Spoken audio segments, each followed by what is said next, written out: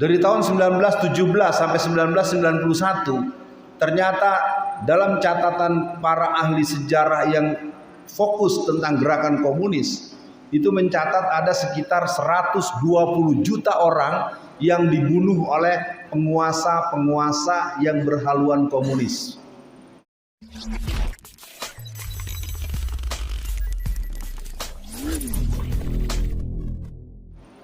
Nah, kalau dilihat hawa-hawanya kita cenderung ke sana nih. Ya, kemarin pemilu 2019 ada petugas KPPS sebanyak 700 orang sampai 994 orang meninggal dunia. Kita tidak pernah tahu sebab sebenarnya. Yang kita cuma tahu petugas KPPS meninggal dunia, begitu kan? Kita nggak tahu sebabnya, nggak boleh tanya. Di negeri ini boleh bertanya, tidak boleh mempertanyakan. Kemarin musim COVID itu yang meninggal dunia sekitar 119.800 sekian, kurang lebih 120.000 orang. Pertanyaannya, ada berapa orang Cina yang mati karena COVID? Ya, ini menarik. Jadi makanya buat semua yang hadir, ibu-ibu, bapak-bapak, kalau anak-anak kita harus realistis.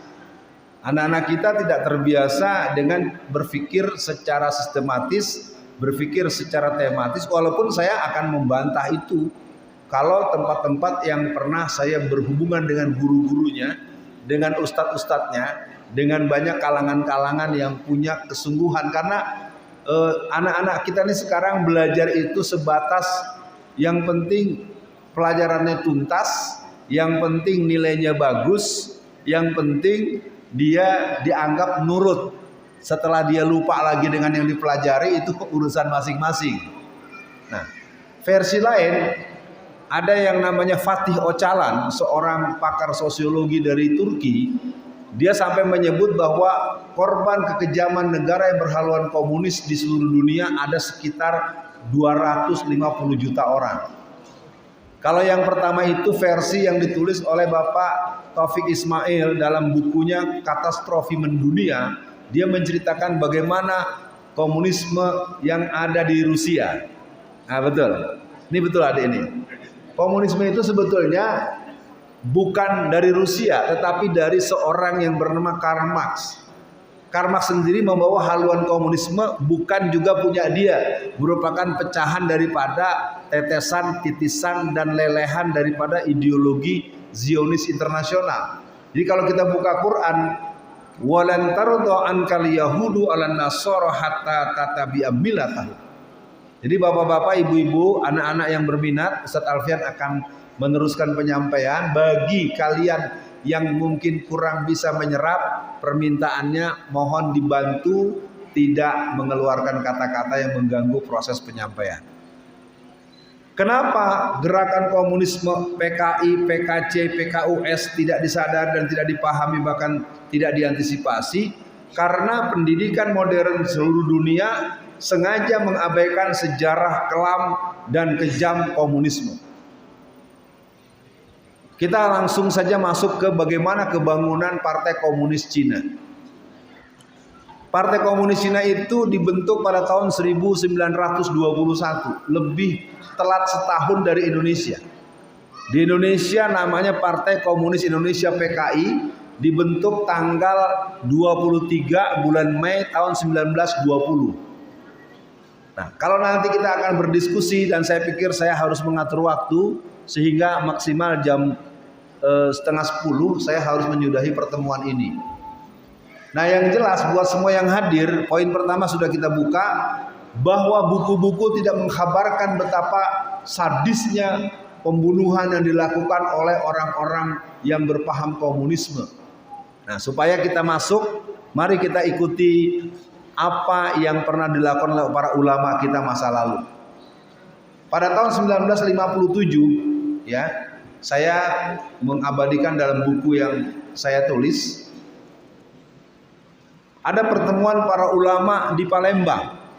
Pertemuan para ulama di Palembang pada tahun 1957, tepatnya tanggal 8 sampai 11 bulan September tahun 1957 yang dihadiri oleh sekitar 907 ulama-ulama dari Aceh sampai Ternate, ulama-ulama dari Aceh sampai Ambon, ulama-ulama dari Aceh sampai seluruh Nusantara, maka dihasilkanlah keputusan yang berhubungan dengan pandangan komunisme.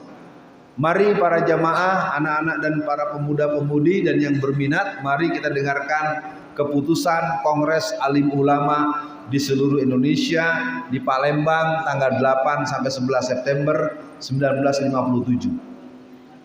Setelah mendengar dan membahas secara mendalam ideologi ajaran komunis, mengambil kesimpulan sebagai berikut.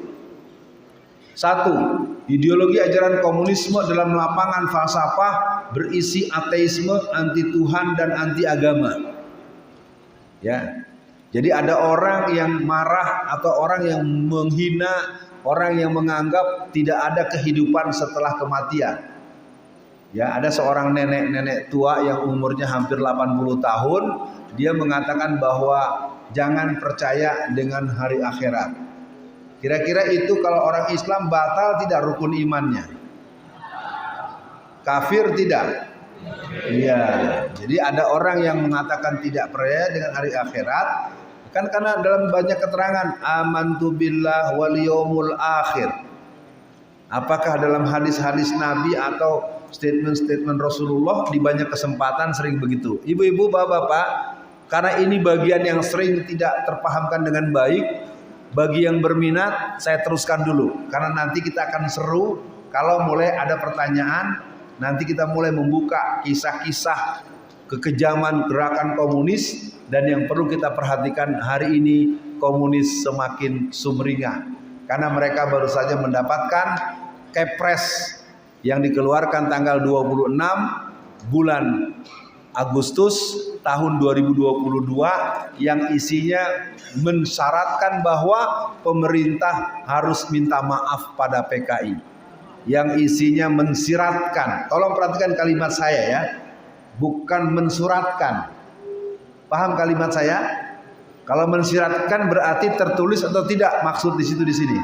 Tidak, tapi kalau kita baca seluruhnya ini mensiratkan dan mensyaratkan pemerintah harus minta maaf pada PKI. Yang kedua, pemerintah tidak boleh menyoal kalau Partai Komunis Palu Arit berkibar benderanya dan partainya dibuat kembali. Ini sebuah kecelakaan konstitusi yang dikeluarkan dalam 1-2 minggu belakangan ini. Lalu kenapa Bapak Presiden berani mengeluarkan surat ini? Lalu pertanyaan muncul, Bapak Presiden itu siapa sih? Siapa sih bapaknya dia? Siapa sih ibunya dia? Siapakah dia? Tergantung pertanyaan nanti. Kalau nggak ada yang nanya, ya nggak dibahas, ya kan? Berarti kan udah tahu semua. 2. Ideologi ajaran komunisme dalam lapangan politik adalah anti musyawarah. Ya, saya katakan dengan terbuka, kalau kata-kata demokrasi ini agak resisten, dan saya sebagai aktivis politik praktis, sesungguhnya mereka tidak pernah musyawarah. Misalnya menentukan hari Pancasila 1 Juni setiap tahun itu ditetapkannya kapan? Tidak ada pembahasan. Tidak dibahas di DPR RI, tidak dibahas dalam RDPU di DPR, tidak pernah ada pembicaraan dengan pihak-pihak terkait. Ini adalah aksi sepihak memutuskan sesuatu tanpa dimusyawarahkan. Itu adalah cara-cara PKI masa lalu. Atau masyarakat dibagi traktor, ya, dulu tahun 2014 ya, ketika Pilpres selesai, warga Ngawi, warga Blitar dan para petani-petani di Jawa Tengah, Jawa Timur itu diberikan traktor-traktor gratis. Tahu traktor? Untuk membajak sawah, ya, traktor untuk sawah dibagikan gratis kepada para petani, kepada para pembajak sawah. Tapi pas Bapak Presidennya sudah pergi, traktornya diambil lagi dan dibawa pulang oleh panitia. Bagus ya? Bagus. Itulah Indonesia. Yang ketiga, ideologi dan ajaran komunisme dalam lapangan sosial menganjurkan pertentangan kelas dan perjuangan kelas. Nanti semua yang akan mendalam ini akan Ustadz Alfian jawab sesuai dengan pertanyaan. Memutuskan ideologi ajaran komunisme adalah kufur hukumnya dan haram bagi umat Islam untuk menganutnya. Jadi penganut faham komunisme oleh para ulama yang pernah berkumpul pada tanggal 8 sampai 11 bulan September tahun 1957 dinyatakan orang yang berpaham komunisme adalah orang kafir menurut para ulama kita secara jumhur ulama. Yang kedua, barang siapa yang menganut ideologi ajaran komunisme dengan keyakinan dan kesadaran kafirlah dia dan tidak sah menikahkan atau dinikahkan dengan orang Islam. Jadi hati-hati kalau nanti punya calon mantu, calon menantu, tanya dulu, kamu PKI bukan? Mohon adik-adik tidak gojekan ya. PKI bukan gojekan. PKI ini serius. Makanya kalau nggak paham nanya ya. Saya tidak memarahi kalian loh dari tadi. Kalian mau tidur silahkan. Yang penting jangan berisik. Kalian mau nggak dengerin nggak apa-apa. Tapi jangan membahas komunis jadi gojekan. Karena anak-anak zaman sekarang banyak yang sudah mulai. Seperti saya pernah diminta di sebuah perguruan Muhammadiyah di Jakarta Pusat. Karena ada anak SMA kelas 2 itu foto profil di handphone itu berlogo Palu Arit. Iya. Sampai pihak kepala sekolah Muhammadiyah itu tersebut telepon saya, padahal itu di musim Covid, di musim orang tidak boleh berkumpul banyak. Saya bilang, saya tidak akan menerangkan kalau murid-muridnya tidak dikumpulkan semua. Saya tidak mau datang karena yang namanya masker, penjarak-jarakan itu adalah operasi daripada Zionis internasional. Karena mereka hanya menyasar masjid, menyasar pesantren. Mana ada gereja dikejar-kejar sama gugus Covid? Nggak ada. Ya. Tempat-tempat ibadah lain tidak ada yang dikejar-kejar oleh gugus. Yang dikejar cuma masjid, vaksin. Mana ada vaksin? Pakai menggunakan tenaga BIN, Badan Intelijen Negara, datang ke pesantren-pesantren untuk memaksa santri-santri disuntik. Itu gaya-gaya PKI. Ya. Karena di sekolah-sekolah Kristen tidak, di seminari tidak, di pusat-pusat pendidikan agama lain tidak. Kenapa hanya di Islam? Karena musuh terberat dari komunisme PKI itu adalah hanya umat Islam. Jadi kepada siapapun yang ada di majelis ini yang menginginkan pemahaman yang mendalam dan masuk pada pemahaman yang cukup, ikuti penjelasan selanjutnya. Tidak sah dalam urusan waris mawaris. Faraidnya batal dan haram jenazahnya diselenggarakan secara Islam. Jadi dengan adanya fatwa ini menurut hemat saya belum pernah dicabut. Justru yang saya sayangkan fatwa ini belum tersosialisasikan dengan luas. Ini pertemuan ulama loh, ulama NU, ulama Muhammadiyah, pokoknya ulama-ulama Islam Indonesia itu kumpul di Palembang membahas ini. Makanya di antara hal yang membuat saya agak sedikit kurang puas, kenapa MUI tidak pernah memberikan fatwa tentang gerakan komunisme PKI yang ada? Memang PKI ada Ustadz. Di tangan saya ini adalah ADART hasil Kongres PKI yang ke-10. Penyelenggaraannya tanggal 15 sampai 17 Agustus tahun 2010 di sebuah desa di Magelang, Jawa Tengah. Data yang saya punya terakhir Kongres PKI yang ke-11 itu di Banyumas, Jawa Tengah. Jadi catat baik-baik, kita berada di daerah basis PKI. Jawa Tengah, Jawa Timur itu basis PKI-nya untuk di Jawa Tengah ini yang dikenal adalah Klaten, Boyolali, Solo, Solo Raya secara umum, Tegal, Pekalongan, Brebes. Hampir semua daerah itu daerah-daerah PKI. Ciri bahwa daerah itu PKI adalah kalau ada pembahasan soal PKI, pertama dilarang. Saya pernah mengalami di Solo ini, baru saya mulai nyebut, langsung ada yang angkat tangan, langsung tunjuk-tunjuk muka saya. Jadi ciri di masyarakat kita ada PKI-nya adalah orang tersebut tidak suka membahas tentang PKI, itu satu. Yang kedua, malah berani melarang orang itu bicara. Ya, saya punya pengalaman Bapak Ibu sekalian, satu hari saya mengisi acara tausiah Ramadan di sebuah komplek di Jakarta Barat, tepatnya di komplek Merpati. Merpati itu adalah komplek para pegawai, para pilot, para orang-orang yang terlibat dalam penerbangan merpati. Ketika saya sedang menyampaikan tausiah, membacakan ayat-ayat Quran, dari pojok bagian ibu-ibu ada yang teriak, bohong, bohong, jangan percaya sama Quran, jangan percaya sama hadis. Kita lagi ceramah, baca ayat, baca hadis, dibilang bohong. Terus dari pojok laki-laki datang seorang bapak-bapak dekat ke mimbar. Dia maksudnya melarang agar saya bicara terus. Padahal saya tidak bicara hal-hal yang berhubungan dengan PKI, tidak. Saya sedang bicara tentang kepemimpinan Islam dan bla bla bla bla bla. Karena saya dididik oleh sebuah gerakan pelajar Islam sejak SMA tahun 80-an. Saya cuma digitu-gituin, nggak mau berhenti. Tujuan dia biar saya turun, jangan ceramah terus. Nah, para jamaah semua, saya ceritakan cerita yang saya alami ini dengan segmen berikut.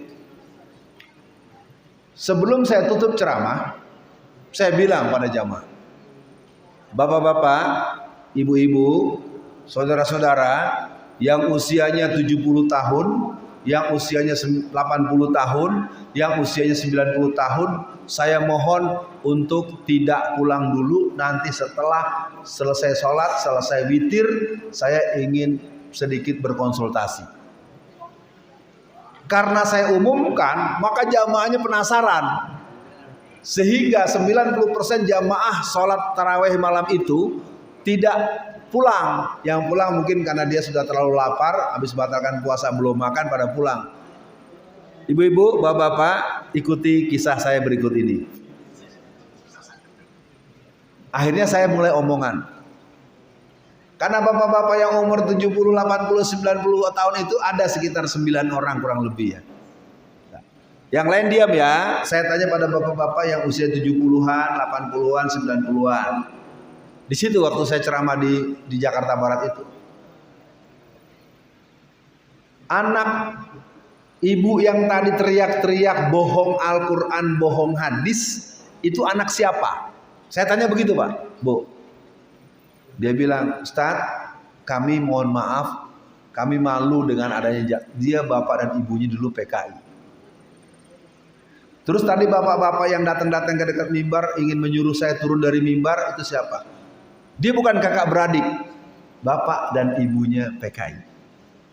Jamaah, kenapa saya kok berinisiatif untuk membuat pertemuan khusus dengan para sesepuh?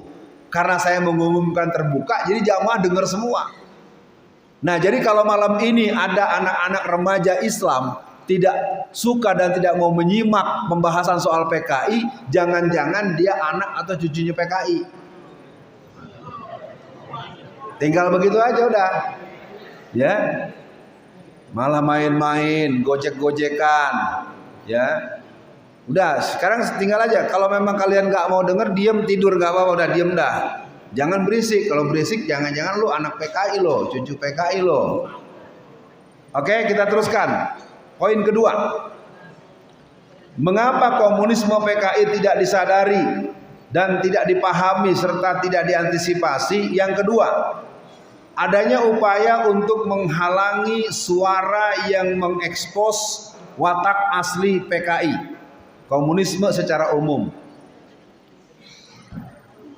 Nyari yang haram aja susah, apalagi yang halal. Ada tidak di masyarakat yang bicara begitu? Banyak apa sedikit? Ada nggak jamaah yang suka ke masjid bicaranya begitu? Nah, itu adalah benih-benih ateis komunis. Iya dong, nyari yang haram aja susah, apalagi yang halal. Bagaimana bisa kita bayangkan ini, ibu-ibu tolong perhatikan, karena omongan-omongan yang bersifat canda ini sebenarnya harus dipahami. Itu kalau kata Imam Al-Ghazali, Ucapan seseorang itu tergantung jiwanya. Jadi yang kedua, menghalangi suara yang mengekspos watak asli PKI. Saya tadi pagi mendapatkan kabar dari tim manajemen saya di tingkat pusat, ya, bagi adik-adik yang belum kenal saya, nama saya Alfian Tanjung, dan memang saya ada di sini adalah bagian, kalau menurut guru saya Ustadz Hadi, antum ditugaskan Alfian untuk menyampaikan penjelasan itu, Ustadz, ya, ditugaskan. Makanya ini saya sebenarnya ketemu beliau masih punya utang, belum menghadap dan belum ngobrol empat mata. Mudah-mudahan lain waktu kita sepakati. Jadi gerakan komunis ini merupakan sebuah gerakan yang sedang bergerak sangat serius. Tadi pagi saya dapat kabar bahwasanya ada sebuah video di YouTube yang memuat pengibaran bendera merah putih pada tanggal 17 Agustus tahun 2013 saat hari ulang tahun RI yang ke-68 di sebuah partai tertentu yang warnanya merah. Mereka mengibarkan bendera Palu Arit bersamaan dengan bendera merah putih. Paham sampai di sini?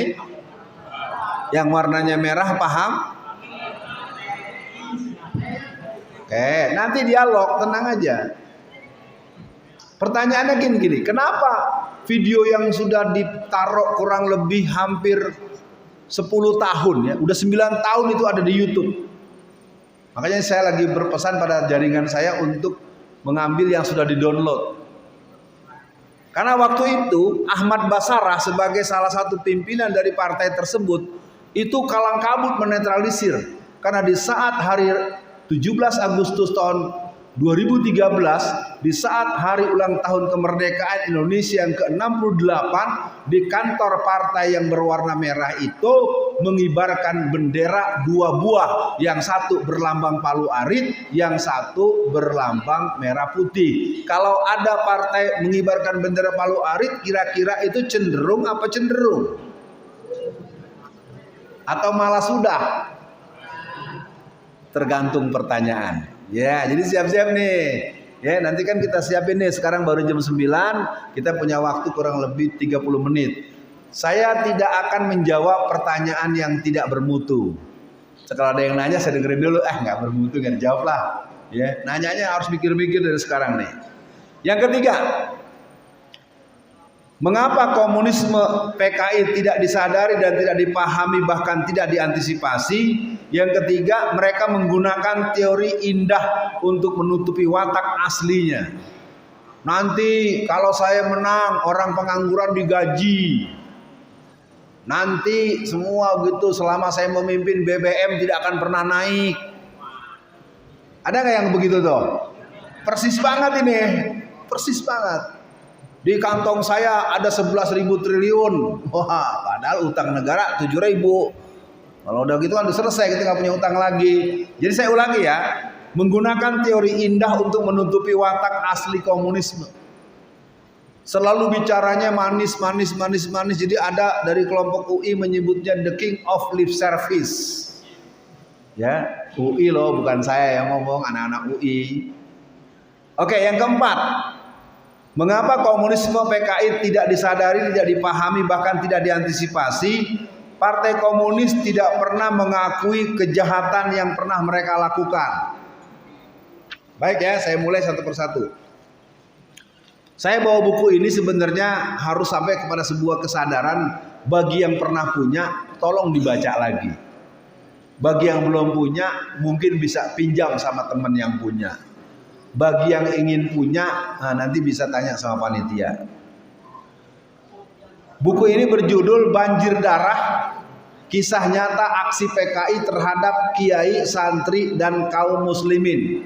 Di mana? Di Indonesia. Namanya juga PKI, Partai Komunis Indonesia. Apa saja yang bisa kita baca dari sini? Satu di antaranya adalah dibunuhnya seorang yang bernama Otto Iskandar Dinata.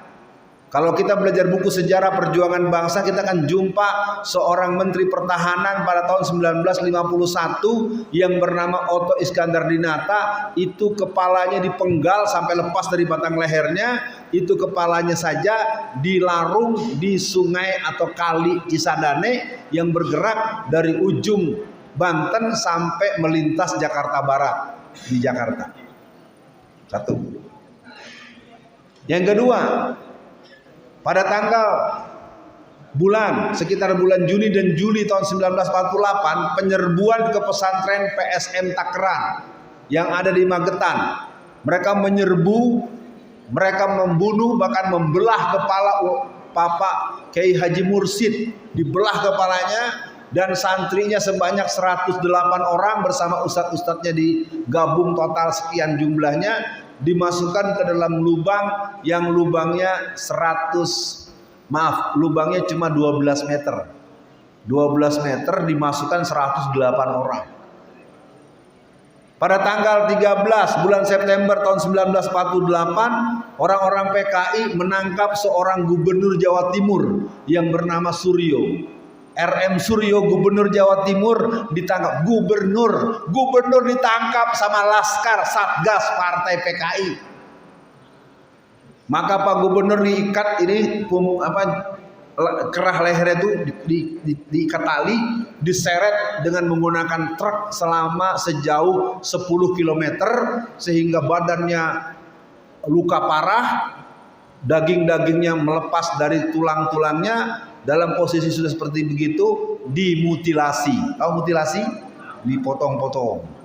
Ya, ini terus terang nih saya ingin katakan buat kalian semua. Sebenarnya kita juga ada nih cerita Ibu Susi ya. Ibu Susi, pembantu rumah tangga, kan ada cerita-cerita tuh. Katanya di belakang bunker ada gini-gini, tapi itu nggak ada yang bahas. Ya, udah mirip sebenarnya, kalau mau dibahas udah jelas ini hawa-hawanya ini. Ya. Banjir darah ada 47 kisah-kisah yang tentu bisa dibaca bagi yang punya, bagi yang bisa pinjam dari temannya, dan bagi yang bisa mengakses. Kalau belum hari ini, nanti bisa beli di toko buku online. Oke. Jadi yang keempat, Partai Komunis tidak pernah mengakui kerja kejahatan masa lalu. Contohnya siapa? PKI. Sekarang orang-orang PKI mendapatkan SKKPH. Apa SKKPH? Surat keterangan korban HAM berat.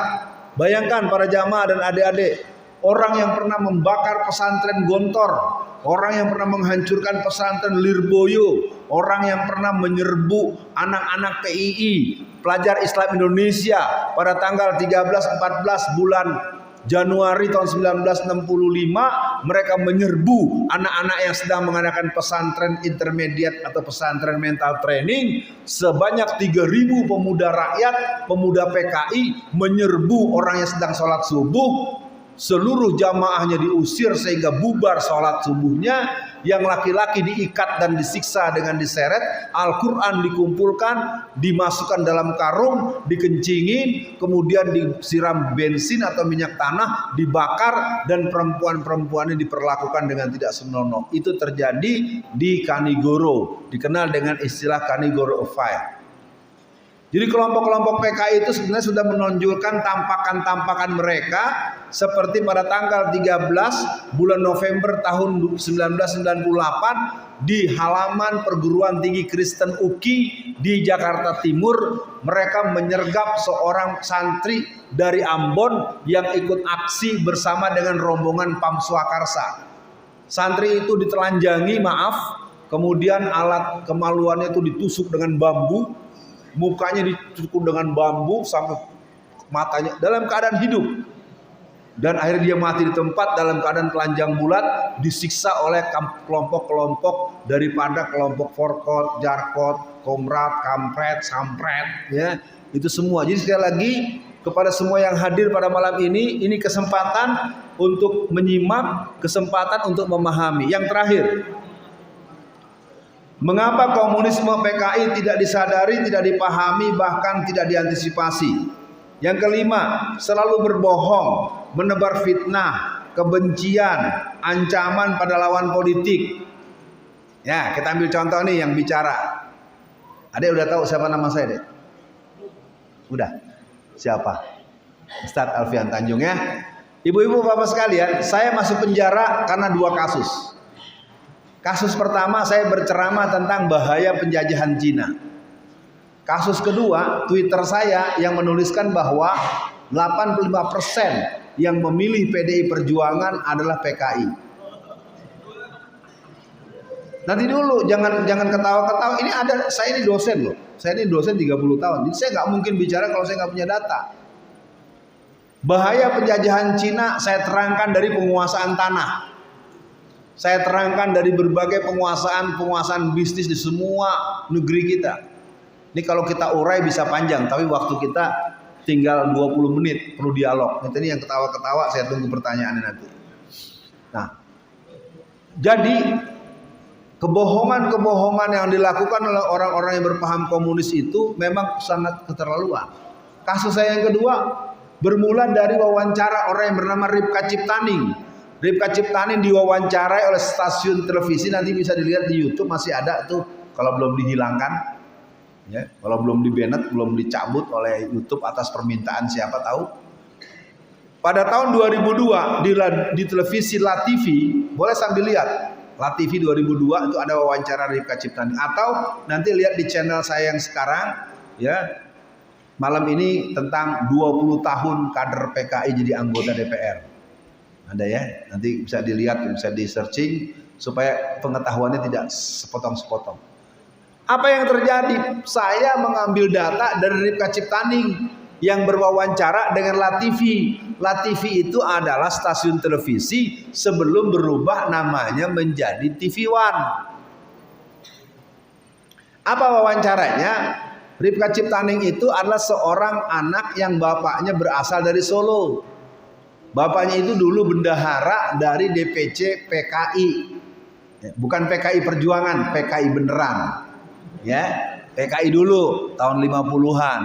Jadi Ripka itu punya ayah bendahara PKI dari Solo tahun 1950. Apa kerja dia? Pertama, dia menulis buku yang berjudul Aku Bangga Jadi Anak PKI, terbit bulan Juni tahun 2002, dan buku yang kedua berjudul Anak PKI Masuk Parlemen, terbit bulan September tahun 2005. Jadi Ripka Ciptaning mengatakan dengan si pewawancara bahwasanya yang mencoblos PDI Perjuangan 15 juta orang adalah dari keluarga PKI. Bukan kata saya. Saya menyatakan pernyataan dia. Itu makanya kalau para jamaah dan pemirsa yang menyimak tahu, sidang saya itu ditutup tanggal 30 Mei tahun 2018. Setelah melalui rangkaian persidangan, Saudara Alfian alias Alfian Tanjung dinyatakan tidak berkesesuaian dengan pasal yang disangkakan. Ayat 2, barang siapa orang yang menyampaikan sesuatu demi kebaikan bangsa dan negara bukanlah tindakan kriminal, maka Alfian alias Alfian Tanjung dinyatakan bebas. Jadi saya dua kasus, yang satu eksepsi diterima alias proses harus dihentikan, yang satu vonisnya bebas. Ayo anak-anak yang sekolah, anak-anak SMP dan SMA, 0 tambah 0 sama dengan yang dialami Ustadz Alfian Tanjung, 0 tambah 0 sama dengan. Jadi saya divonis 4 tahun penjara. Iya, sudah saya jalani. Saya ini masuk penjara, pulang dari penjara, akhirnya cerita sejarah saya ada di Solo. Makanya dek, nanti kalau kamu nggak mau nanya, kamu nggak ngerti. Ya. Bayangin loh, Profesor Doktor PKI masuk penjara. Kan aneh kan? Saya kan menerangkan bahaya PKI. Sama dengan ibu, bapak kalau ada situ taruh motor, lalu motornya dicuri orang, lalu Anda lihat, maling. Kira-kira yang ditangkap yang mencuri motor atau yang memberitahu? Itulah Indonesia, ya. Ya, jadi saya mengalami itu. Jadi saya bukan sedang mengeluh ya ibu-ibu ya, adik-adik semua. Saya cuma memberi kabar proses hukum yang saya alami. 0 tambah 0 sama dengan 4. Udah, memang udah nggak keruan di negeri ini, tanda-tanda negara berhaluan komunis. Ya. Yang memponis seenaknya, yang menangkap seenaknya, yang membunuh seenaknya. Itu adalah negara-negara berhaluan otoriter yang cenderung dimotori oleh paham-paham ateis komunis sebagai filosofi antroposentrisme. Sayang sekali para pemirsa, para jamaah semua, waktu kita tinggal 22 menit. Saya harus disiplin karena pada kajian kita bulan lalu telingsut sampai jam 10, akhirnya ibu-ibunya ngeluh kemalaman. Nah, sekarang belum setengah 10. Siapa berani angkat tangan? 1, 2, 3, 4. Ibu-ibu nggak berani, nggak apa-apa. Bapak-bapak nggak ada yang berani, udah berani semua.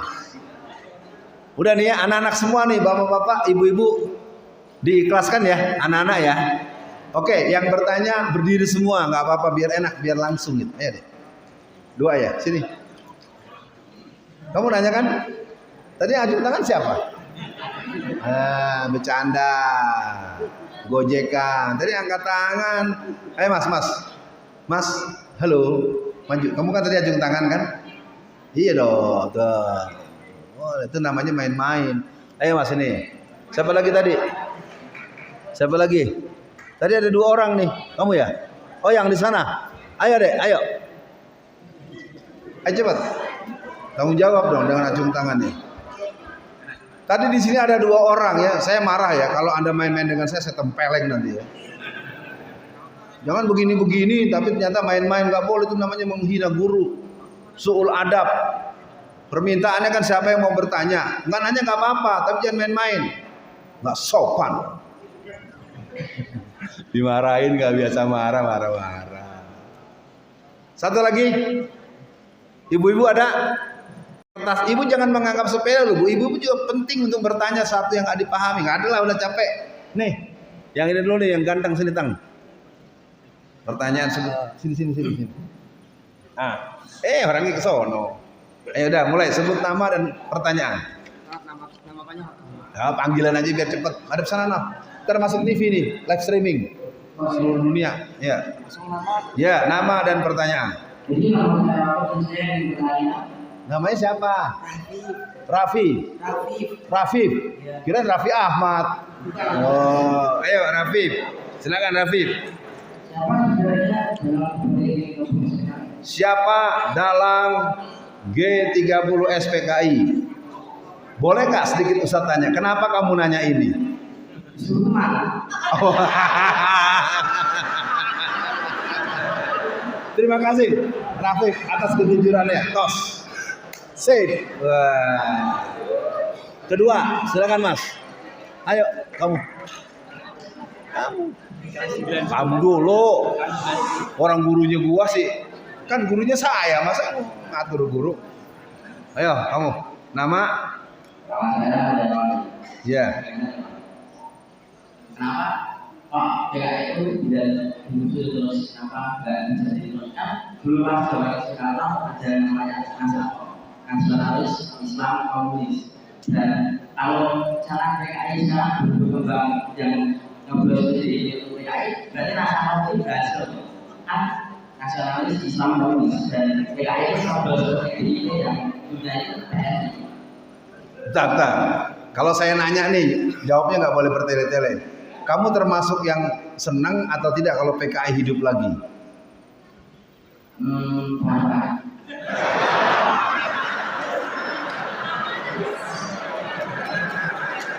Senang ya? Oh tidak. Oke, makasih. Siapa namanya siapa tadi Mas? Nama kamu siapa? Leroy. Namanya aneh-aneh nih. Ya, sebut lagi nama dan pertanyaan.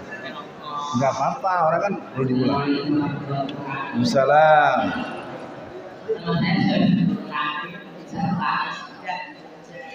Saya yang bertanya, walaupun pengurus itu apa itu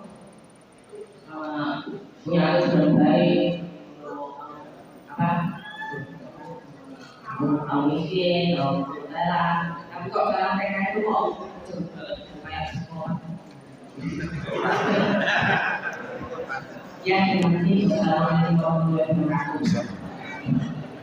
Terima kasih buat anak-anakku sekalian, dan saya hari ini benar-benar terhibur karena penanya-penanyanya semuanya the community of teenager. Takbir. Belum semua. Takbir. Siap lawan PKI. Siap ganyang PKI. Siap basmi PKI. Takbir. Siapakah dalang G30S PKI? Pemirsa, kita akan jelaskan gerakan 30 September. Rencana orang-orang PKI untuk merebut Indonesia setelah gagal pada pemberontakan 18 September 1948. Kemudian mereka berdiam sejenak sambil menahan nafas panjang. Kemudian mereka ikut pemilu tahun 1955. Mereka berhasil ranking keempat dari partai-partai yang ada. Ranking pertama Masyumi PNI dengan tipis suara menang daripada Masyumi. Setelah Masyumi ada NU, di bawah NU ada PKI. Apa itu PNI? PNI Partai Nasionalis Indonesia yang didirikan oleh Soekarno pada tahun 1927. Apa itu Masyumi? Masyumi itu Majelis Syuro Muslimin Indonesia yang didirikan oleh NU dan Muhammadiyah pada tanggal 7 November tahun 1945. Apa itu NU? NU itu Lembaga Satuan Nahdlatul Ulama yang pada musim pemilu 55 muncul sebagai yang namanya partai. Ya, jadi NU pada saat itu bernama Partai NU. Itulah mengapa kemudian bergabung dengan nama Nasakom. Nasakom itu nasionalisnya adalah PNI, agamanya adalah NU, dan komunisnya adalah PKI. Nah, ini penting diketahui. Sekarang ada Nasakom jilid 2. Nasionalisnya adalah PDI Perjuangan, agamanya adalah Islam Nusantara, komunisnya adalah PRD dan teman-temannya. Ini pemilu besok nih ada PRD, walaupun nggak lolos ya, ada Partai Prima, ada banyak partai-partai baru ini adalah banyak yang dibentuk oleh anak-anak dan cucu-cucu PKI. Ya, ini saya bisa bertanggung jawabkan secara akademis. Nah, lalu pertanyaan tadi, siapa dalang G30 PKI? Setelah dia gagal dalam pemilihan umum untuk ranking pertama, tapi kemudian dapat ranking keempat, maka sekitar tahun 1950-an, 56, kita semua mendengar Bapak Wakil Presiden kita, Bapak Dr. Andes Muhammad Hatta mengundurkan diri karena perseteruan antara kelompok komunis dengan Hatta yang dianggap membuat satu situasi yang membuat mereka celaka pada kegagalan kudeta tahun 48. Nah, tahun 1959 diadakan yang namanya pembubaran konstituante. Pembubaran konstituante itu mengakibatkan PKI semakin mesra dengan PNI, semakin mesra dengan Soekarno. Makanya PNI terbagi dua, ada PNI ASU. ASU ini Ali Surahman, ini PNI yang PKI. Ada PNI Osa Maliki, Osa Usep. Jadi dia adalah kelompok PKI yang non PKI. PNI yang non PKI. Ikuti ya, kalau nggak diikuti alur jawaban saya nanti kalian nggak bisa, ya anak-anak yang bertanya maksud saya tidak bisa memahami apa yang dimaksud dengan dalang ini. Nah, pemberontakan PKI itu setelah gagal tahun 48 ikut pemilu tahun 55 itu tanda tanya. Kok partai yang pernah berontak tidak dibubarkan? Sementara FPI, Front Pembela Islam, sudah dibubarkan. Pertanyaan kita, FPI dibubarkan karena apa? Apa kesalahan FPI? Kan kalau dibubarkan kan orang mesti punya kesalahan fatal. Coba saya tanya kamu nih, apa kesalahan FPI sampai dibubarkan? Nah iya, saya juga nggak tahu sama. Jadi saya nanya sama kamu kan saya nggak tahu.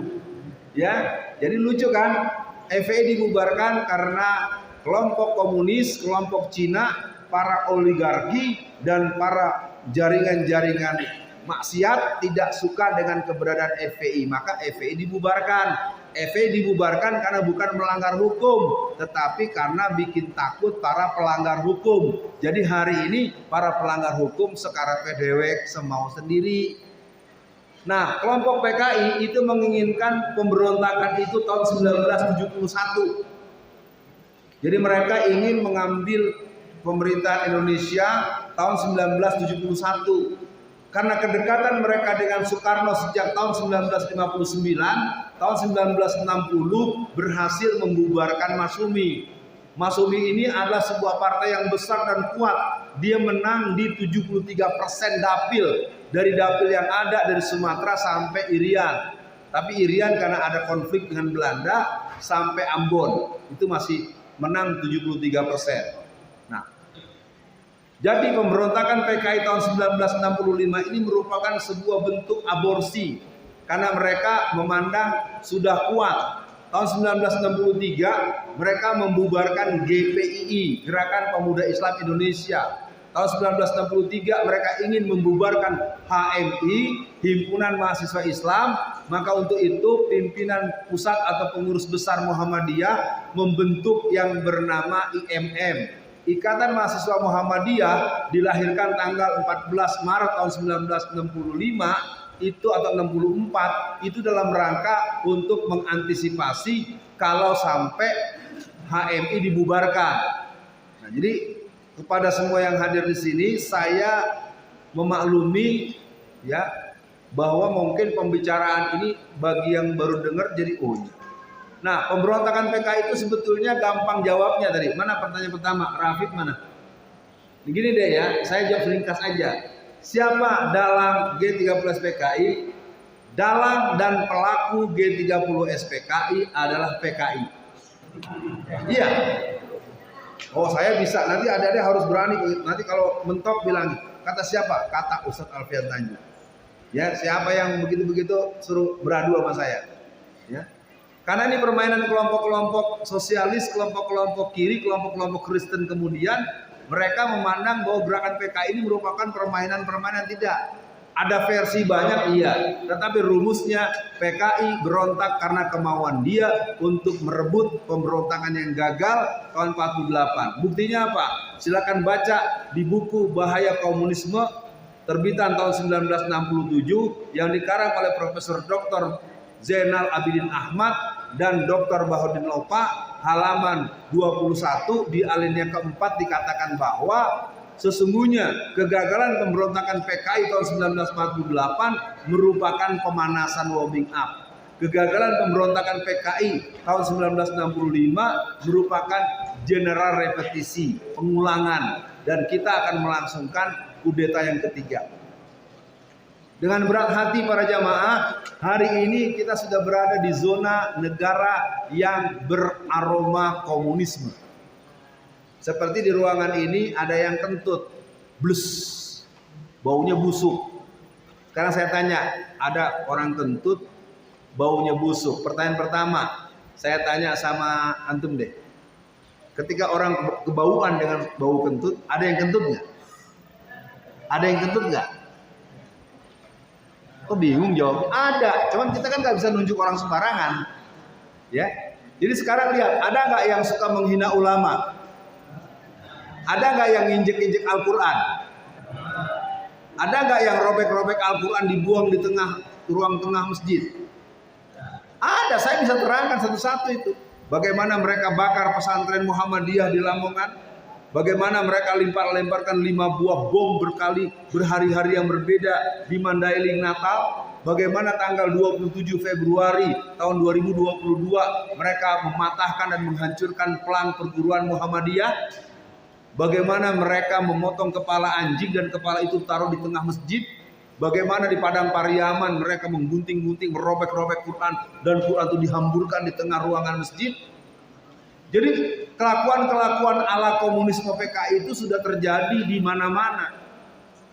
Seminggu sebelum Lebaran tahun 2021, tepatnya tanggal 7 bulan Mei tahun 2021, kita sama tahu di daerah di Sumatera Selatan ada seorang imam yang dipukuli oleh jamaah yang masuk bergerak dari saf ke-9.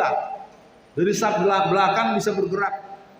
Kalau kita ikuti sejak tahun 2021-2022 dimulai dengan penembakan mati Ustadz Alex yang ada di Pinang, yang ada di Tangerang, Provinsi Banten. Ya, kemudian ada Ustadz Syahid. Ya, Ustadz Syahid sedang menyampaikan tausiah zuhur di Batam. Si Ustadz lagi berceramah, lalu ada jamaah yang melompat dan mengejar sang Ustadz. Ustadz Jamaluddin di Bekasi itu punggungnya dibelah dengan samurai. Itu semua terjadi tahun 2022, bukan zaman dulu. Jadi kalau saya katakan bahwa PKI ini adalah dalang dan pelaku. Kenapa mereka merasa percaya diri? Karena mereka sudah dekat dengan Soekarno. Sehingga ulang tahun PKI yang ke-45 dilangsungkan di GBK, Gelora Bung Karno yang ada di Senayan. Kenapa PKI itu bisa digagalkan? Karena PKI bertentangan dengan orang-orang yang beriman. Maka musuh PKI yang terberat adalah orang-orang yang rajin sholat 5 waktu, orang-orang yang rajin bersedekah, orang-orang yang berbakti kepada kedua orang tuanya, orang-orang yang yakin akan hari akhirat, orang-orang yang suka membela kepentingan Islam. Jadi hari ini ada sekitar 3.000 ustadz, 3.000 tokoh-tokoh Islam dalam penjara. Kira-kira menurut adik-adik, menurut ibu-ibu, menurut jamaah, menurut bapak-bapak yang hobi memenjarakan ulama dan memenjarakan tokoh Islam, kira-kira itu musuh Islam apa teman orang Islam? Kemungkinan besar nggak berhaluan komunis. Kemungkinan besar apa tidak? Iya, oke ya. Jadi kata kuncinya G30S PKI, dalangnya adalah PKI, pelakunya adalah PKI. Kata siapa? Kata Ustadz Alfian Tanjung. Ya, kenapa saya jawab begitu? Nanti panjang lagi neranginnya. Biar tuh orang itu berhadapan sama saya aja nanti saya yang hadapin dia. Nah, saya mau teruskan atau tidak? Ini 5 menit lagi. Saya mohon jangan pergi semua nih. Ini udah habis ya. Maksud saya gini, ini kan kesannya saya disuruh ngomong lalu kalian pergi. Saya terus terang saja, bukan marah. Mendingan jangan ada di sini dari tadi. Nggak sopan, itu kan nggak belajar ta'lim fil Islam. Buat apa kita mondok, buat apa kita pesantren. Jadi ustadznya saya komplain ini. Ini anak-anak gak usah ikut tadi, suruh masuk kamar aja semua. Ngapain lo ada di sini, gua ngomong ditinggalin. Ya, kan suul adab. Ya, udah ya, saya pikir yang hadir sabar, masih 2 lagi pertanyaan, mudah-mudahan 5 menit selesai. Kenapa PKI dimusuhi? Kita tidak pernah memusuhi PKI, justru PKI telah membuat kita tidak sanggup membiarkan mereka berbuat. Mereka bisa tangkap orang yang bernama Profesor Dr. Hamka, Kiai Haji Ghazali Sahlan, Kiai Haji Abdul Qadir Jailani, banyak ulama-ulama besar tahun 1963-64 ditangkap.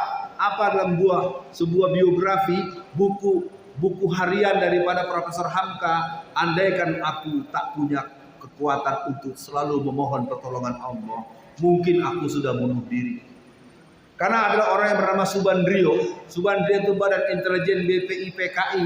BPI itu badan penyelidikan intelijen yang dimiliki oleh kelompok PKI saat itu. Dia orang PKI. Jadi dia telah menangkapi ustadz-ustadz di seluruh Indonesia. Ulama-ulama yang terkenal seperti Hamka dihukum 4 tahun penjara dan disiksa dengan sangat mengerikan. Dari yang namanya kemaluannya disetrum, yang namanya kakinya ditambah dengan bambu, ya, bahkan kupingnya ditusuk dengan. Jadi betul-betul kelakuan-kelakuan itu sudah diulang terhadap korban yang mengalami peristiwa aksi tanggal 21 sampai 22 Mei tahun 2019. Karena ada sekitar 889 ustadz-ustadz, pimpinan pesantren, anak-anak kelompok Islam yang ditangkap dan disiksa dengan mengerikan. Termasuk dibunuhnya Harun Ar-Rasyid yang masih SMP kelas 2, itu kepalanya diinjak oleh Brimob dan ditembak di hadapan orang banyak. Anak kecil SMP kelas 2 ditembak dengan senapan mesin di hadapan orang banyak. Jadi PKI itu dimusuhi bukan karena kita memusuhi PKI, justru PKI harus dihabisi. Karena kalau tidak dia akan menghabisi, mereka akan membunuhi terus. Ya, saya menghitung sampai memasuki tahun 2020-an, tokoh-tokoh Islam, umat Islam, kaum pribumi Muslim yang mati terbunuh dengan berbagai sebab total sudah mendekati angka 60.000 orang. Dari tahun 1998 sampai tahun 2022. Ya, kalau waktunya cukup, forumnya cukup, saya bisa terangkan jumlah dan kenapa-kenapanya.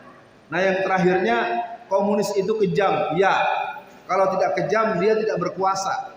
Karena komunisme itu adalah ajaran yang berdimensi antroposentrisme. Kebenaran komunis berdasarkan apa kata pemimpin, bukan kata kebenaran. Kalau kita dalam Islam akan merujuk Al-Quran surat Al-Baqarah ayat 147. Al-haqqu mirabbika fala takunanna minal mumtarin. Kebenaran itu berasal dari Allah dan untuk itu janganlah engkau ragu-ragu. Jadi para jamaah semua, komunisme selama masih ada masjid, selama masih ada pengajian, selama masih ada kajian tafsir Quran, selama masih ada materi akidah, maka dari itu masjid-masjid harus ditutup. Jadi upaya menutup masjid sejak zaman 2020-2021 itu adalah operasi gerakan Zionisme komunisme. Sayangnya umat Islamnya nggak ngerti, nggak ngeh, nggak sadar, nggak berani, takut semua. Kenapa masjid harus ditutup sementara pasar Klewer buka?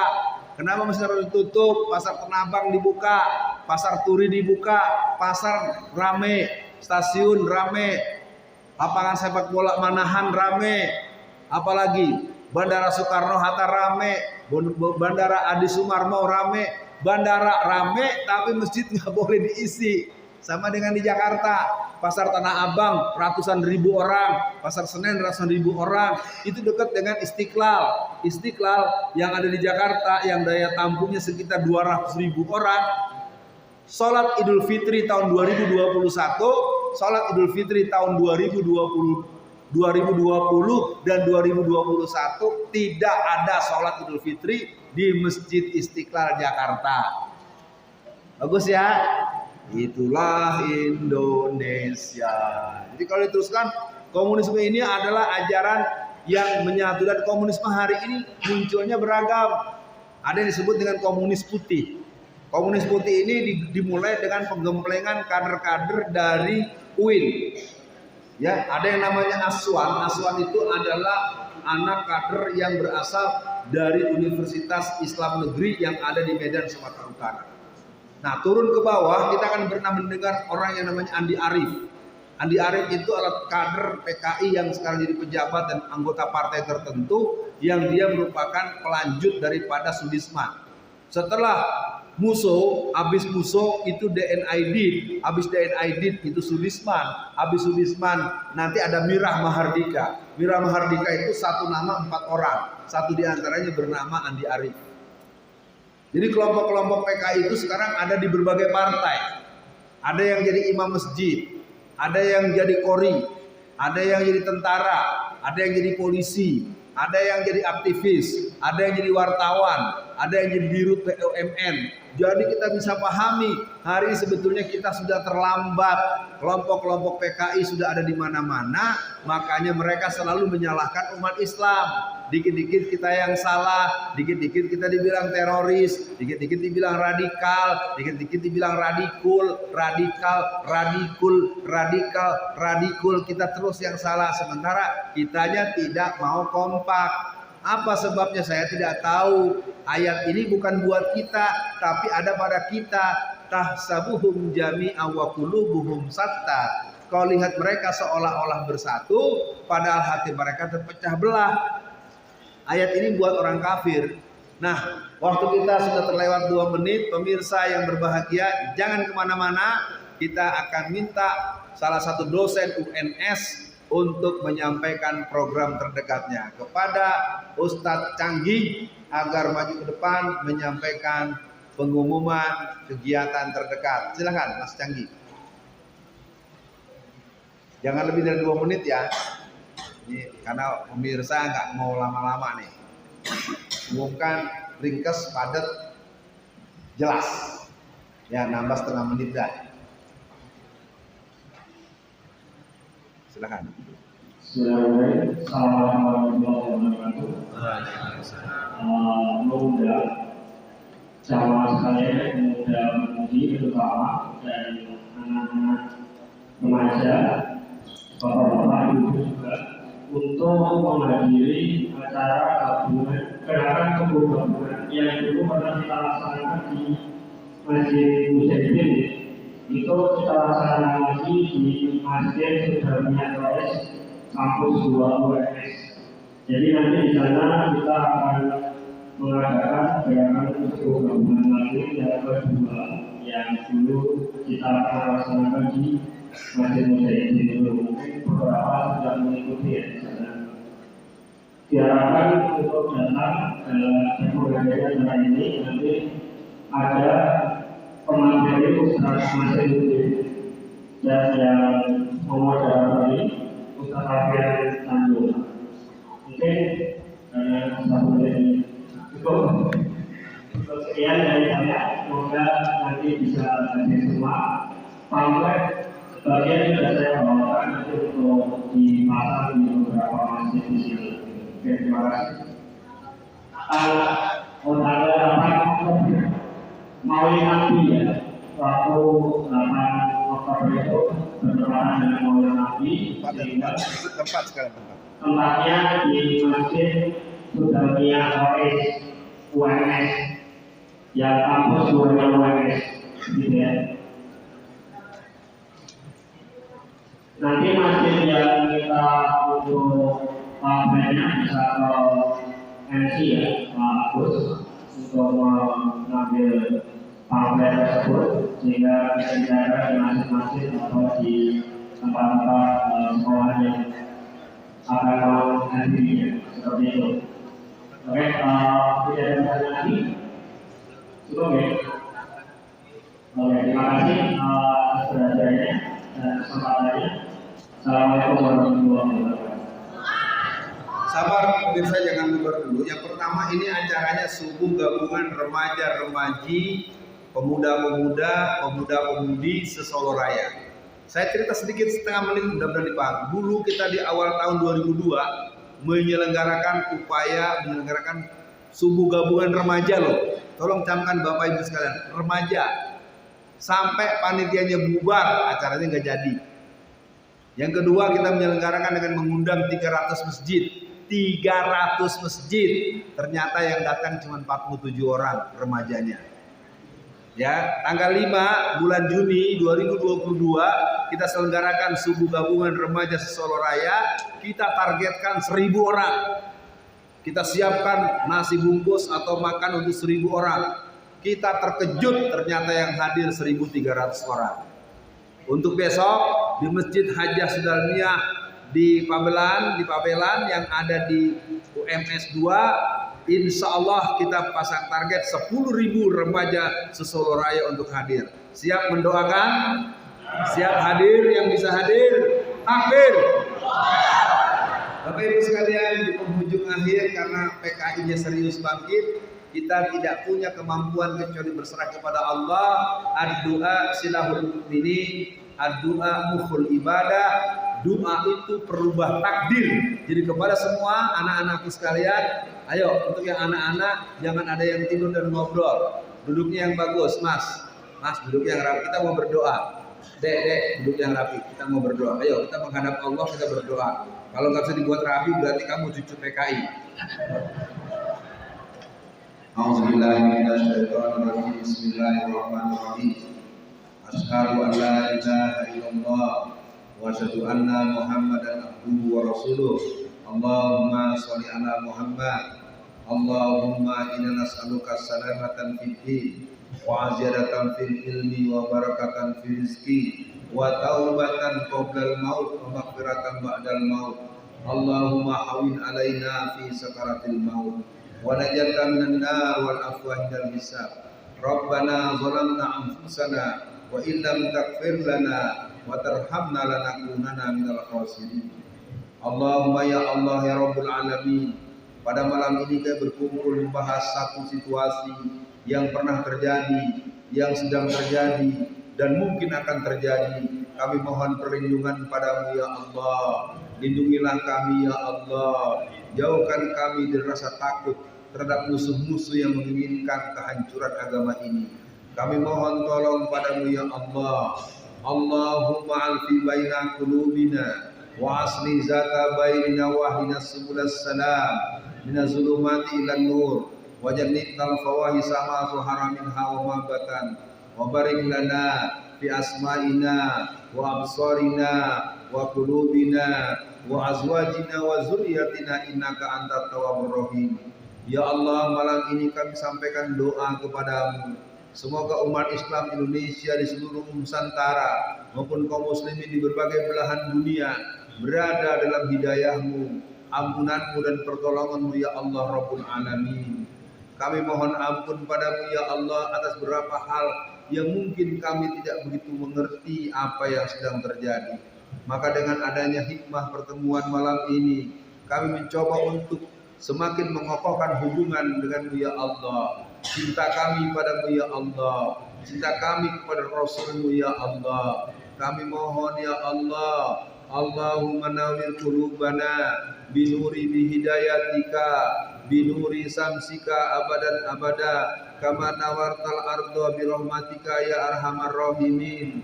Ya Allah, kami mohon tolong saudara kami di Palestina, saudara kami di India, di Uyghur Xinjiang, saudara kami di Rohingya, saudara kami di Myanmar, saudara kami di Patani-Yala, saudara kami di Moro, dan di seluruh belahan dunia Islam. Kami mohon agar umat Islam Engkau tolong ya Allah. Mudahkan kami untuk mendidik anak-anak kami ya Allah, agar mereka tertib ibadahnya, kokoh akidahnya, baik akhlakul karimahnya, dan senantiasa menjadi orang-orang yang berkhidmat untuk Islam dan umat Islam.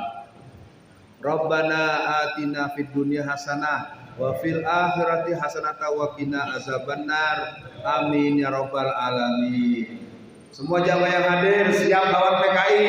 Siap banyak PKI. Takbir. Takbir. Takbir. Sekali layar berkembang pantang surut ke belakang. Kita pantang mencari musuh datang tanpa kita hindari. Kita harus hadapi mereka karena jihadlah yang bisa melawan musuh-musuh yang jahat pada umat Islam. Assalamualaikum warahmatullahi wabarakatuh.